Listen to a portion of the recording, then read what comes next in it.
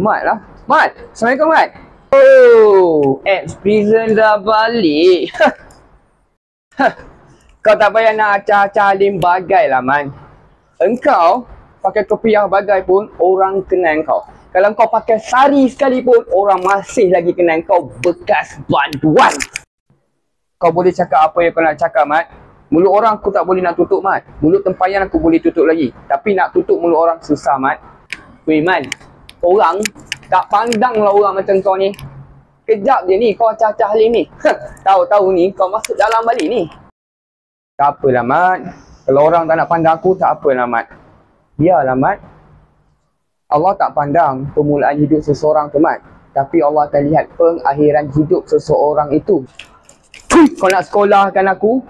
Title kau, ex-prison tau. Bekas baduan. Sampai bila-bila kau takkan boleh ubah. Sampai kau mampus sekalipun. Ya, betul. Masa silam, aku tak boleh nak ubah Mat.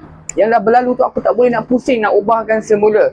Tapi, masa yang akan datang, masih lagi sempat untuk aku berubah. Kau baik kau belah Man. Man, aku cakap elok.